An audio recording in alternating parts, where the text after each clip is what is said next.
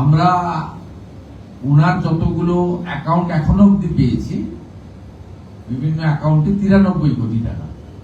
সেই 93 কোটি টাকা আমরা টুলু মন্ডলের অ্যাকাউন্টগুলোকে আমরা ফ্রিজ করেছি। সমস্ত অ্যাকাউন্টকে নন অপারেটিং করার জন্য ফ্রিজ করা হয়েছে। এর বাইরেও ক্যাশ রিকভারি করা হয়েছে 53 লক্ষ টাকা।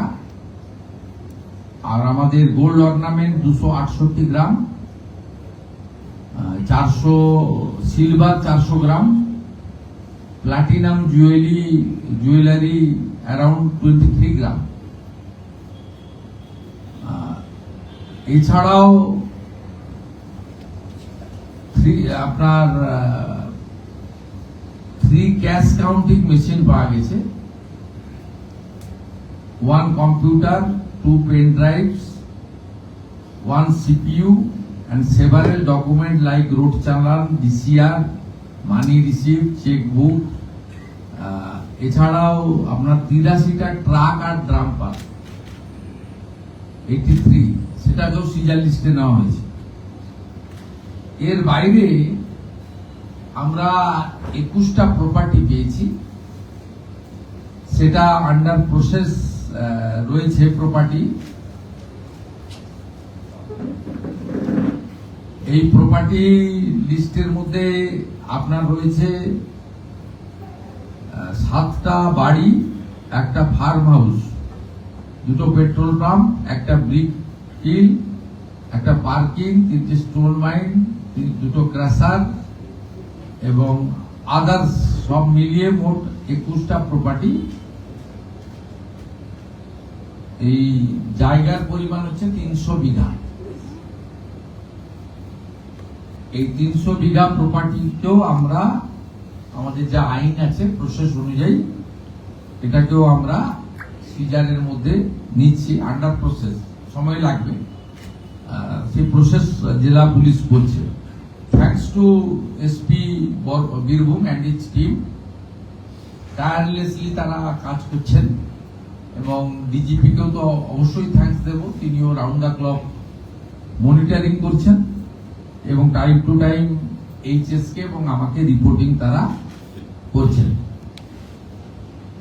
এবং আমরা স্পেসিফিক কেস শুরু করেছি বিএনএসএস সেকশনগুলো লাগিয়ে, এবং এখনো পর্যন্ত যাদের অ্যারেস্ট করা হয়েছে, পিনাকি দে,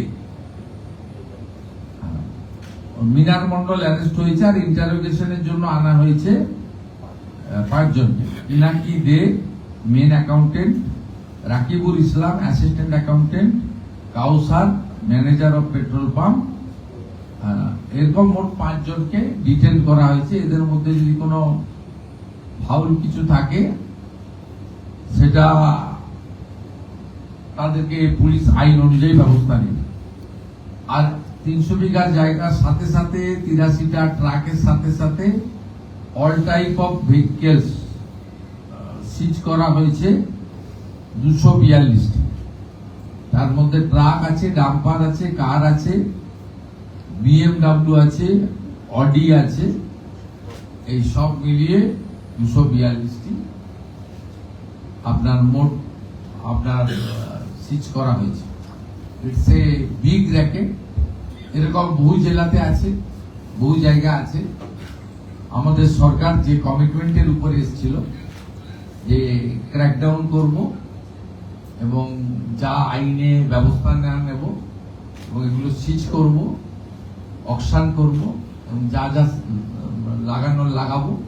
এবং এই যে হিউজ মিনিমাম 1000 কোটি টাকা একটা আইটেমে একটা জেলা থেকে রেভিনিউ লস, অর্থাৎ গত 15 বছর যারা সরকার চালিয়েছেন শুধু একটা জেলা থেকে একটা আইটেমের উপরেই 15,000 কোটি টাকা পশ্চিমবঙ্গের জনগণের রেভিনিউর টাকা, যেটা দিয়ে সরকার অনেক উন্নয়ন করতে পারতেন, চাকরি দিতে পারতেন, সেটা লিকেজ হয়েছে। তাই মূল যে লাভার্থী, মেন যে বেনিফিশিয়ারি, তাকেও আমরা খুঁজে বের করার জন্য যা যা করার, যতদূর যাওয়ার আমরা যাব। আজকেও পশ্চিমবঙ্গ পুলিশ একটা সাফল্য পেয়েছে, এসটিএফ একজন জঙ্গিকে অ্যারেস্ট করেছে, তার কাশ্মীরের। It's a very sensitive issue, I am not passing any comment. আগামীকাল এসটিএফ এর পক্ষ থেকে একটা প্রেস ব্রিফিং আপনাদেরকে দিয়ে দেব। But sir, কারণ গতিবিধির উপরে নজর রাখছেন। না I am not passing any comment. It's a very sensitive issue. এটা ইন্টারন্যাশনাল কানেকশনের বিষয় আছে, ন্যাশনাল সেফটি সিকিউরিটির বিষয় রয়েছে। ইনিশিয়ালি এটা নিয়ে আমার অন্তত কিছু বলা উচিত না। এটা এসটিএফ ডিটেলসে বলবে। আজকে পিসি নেবে বর্ধমানে, তারপরে তাদের কাছে এলে তারা আরো ইলেকট্রনিক ডিভাইস গুলোকে অ্যাসেসমেন্ট করতে হবে। এটা এইভাবে বলা যায় না, প্লিজ ওয়েট। আমরা বারবার দেখেছি আপনি যখন বিরোধী দলনেতা ছিলেন, বর্ডারটাকে সিকিউর করার জন্য আপনি বারবার এটা তো ন্যাশনাল সিকিউরিটি আমার একার কথা নয়। Honourable prime minister, honourable HM, home minister নবান্নে তো এসেছিলেন 2022 সালে। কেন এসেছিলেন? এখানে পূর্বাঞ্চলে 4টে সিএম কে নিয়ে মিটিং হয়েছিল, রিজিওনাল মিটিং। কিন্তু আমরা যখন উনি লেফট করছিলেন, সিঅফ করতে গেছিলাম আমি এবং ডক্টর সুকান্ত মজুমদার, আমরা জিজ্ঞেস করেছিলাম যে আপনি ওখানে চলে গেলেন, ওনার সচিবালয় ওনার সঙ্গে মিটিং করলেন। আমাদের একটু অভিমান ছিল। উনি আমাকে বলেছিলেন দেশের ইন্টারেস্ট আগে, রাজনীতির উপরে। আমি গেছিলাম মাননীয় মুখ্যমন্ত্রীর কাছে জমি চাই, সীমান্ত সুরক্ষা প্রয়োজন। আমরা ওনার যুক্তির কাছে মাথা নিচু করেছিলাম। হ্যাঁ, নেশার ফার্স্ট, দেশ সুরক্ষিত থাকলে সবাই থাকবে, রাজনীতি থাকবে, দেশ থাকবে। আপনি আপনার প্রফেশনে থাকবেন, ইনি ওনার প্রফেশনে, ইনি ওনার প্রফেশনে থাকবেন, আমরাও পাবলিক ফিল্ডে থাকবো। দেশ তো আগে, এটা ন্যাচারালি, এটা তো প্রমাণিত। তো আপনি কি আপনার নিরাপত্তা এখনো পর্যন্ত কোনো ফাঁক মনে করছেন? আপনি কেন ওই প্রশ্নকে ঘুরিয়ে ঘুরিয়ে করছেন? শুধু আমি তো নয়, কালকে এসটিএফ বলবে। টাকাটা সাইফুল আপনি কালকে শুনবেন, আওয়ার উমেশ রাই অলসো এই স্ক্যানারের মধ্যে ছিল। বাকিটা আমি বলছি, ভেরি সেন্সিটিভ ইস্যু, প্লিজ এর থেকে বেশি আমাকে দিয়ে বলাবেন না। STF will organise a press conference tomorrow, they will speak.